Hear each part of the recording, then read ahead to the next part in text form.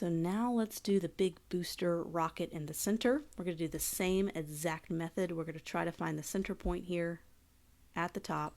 Hold down Shift, go all the way down to the bottom, or really anywhere because it's going to be hidden behind the shuttle. Hold down Shift to get that straight line. Sometimes you got to make sure you find the right, there it is. I could probably make one angle here, so I'm just going to click and see if I can't drag this way far out and make the angle that way. Copy, then a paste in place, and then a reverse or reflect. Pop it right over there. And what I want to do is, you see some of these jagged edges here, so you see kind of how they come together to a point. I want to smooth that out, but I want to keep these as two separate objects because I want to have kind of a highlight and a shadow layer. So I'm going to select both of these and round out that point. I'm going to go ahead and kind of show you what's happening here. Select both of those. I'm going to go over to my stroke panel and I'm going to go to the corner and I'm going to do a round join. So this is going to really soften that edge just like that. So instead of being pointy, it's a little bit more round to the point. Quickly do the same thing to the rockets. We can even make this round already just like this. So I kind of started down here instead of starting in the middle. Click there on the middle and then go all the way down. And we can make these thicker if we think they're going to be too thin. This is where we get to have our own creative freedom, what we want to make our rocket to look like. And what's great about having the same exact rocket is I'm going to select both of these, copy and paste, and we already have this done because it's the same exact copy on the other side. So we have our basic outline. We're going to be ready to apply color to all this. So what I'm going to do is I'm going to unlock this layer. I'm going to slide it out. We can kind of see the outline we just created. We created all that using the pen tool. And this is where we get to make, if we see any errors, for some reason, maybe that it's not a straight line, we can go back and start to kind of correct that using the direct selection tool and just kind of make it our own and make all of our corrections. And I am even going to shift this away. I think this is really close to the rocket, the main booster, so I'm going to just put a little spacing here, so making it our own rocket. So we can also make sure we line everything up. So I'm going to select all of my rocket. Let's select the booster in the back and just make sure that aligns. See how it's off a little bit from the center of the nose? Let's just line it up that way and then make sure there's similar spacing between the left side and the right side of the rocket. It doesn't have to be perfect. We can always go back and edit this later. So now we're ready to colorize our rocket and get some of these shapes as a solid fill. We're going to do this one step at a time. So I would like to, and now we got to kind of think, what is our badge going to look like? What colors do we want to have on our badge or our logo? And I would like to put this rocket in space with stars. So I'm thinking a dark black, dark navy blue background. So I have to think about that when I colorize this. If I want to put it on a dark background, it sometimes helps on this bottom layer to go ahead and draw the desired background you want to have it on so you can best colorize the logo. So I'm going to make this kind of a dark navy blue. So now we'll be able to colorize it a lot better. So now I'm going to probably use some whites to make it look more like the shuttle.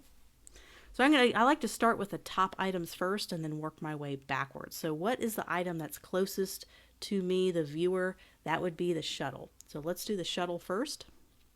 We could start with the main left component. Our left side, we're going to switch that to a fill, and then we can always use the eyedropper tool to find inspiration from the photos we just traced, and that's how you do it when you're doing faces. If you're getting certain shadows and highlights under an eye, for example, or an eyebrow, you can use the eyedropper tool to sample different shades of skin to be able to do that. So you could just do the eyedropper tool and sample from the photo. So I'm doing just that. I'm selecting my elements here. That's what that one looks like. Eyedropper tool, and this is where we're going to want to make one side a darker color to add a shadow half and a highlight half. So we can decide once we commit to one being darker than the other, we need to be consistent throughout the rocket. So if the left side is darker, the left side of the rocket and the booster also needs to be darker. So we need to be consistent with where our highlights and our shadows are coming in. So if I want to put this on a space background, and let's say the sun is over here, beaming down this way, then we want to make sure our highlights are on the right and our shadows are on the left. So let's make this left side maybe a little bit of a darker gray. And let's make the right side a pure white. And we're going to do that throughout. Let's not make the contrast too big. So let's make that a little bit closer to a little bit of lighter gray. Because if you have the contrast too big, it starts to look really harsh. And it starts to look a little too dark. So we're just going for a very subtle effect. Just like that. And so now let's work on the nose. We can find inspiration. It's pretty much black, but it could be kind of a dark gray.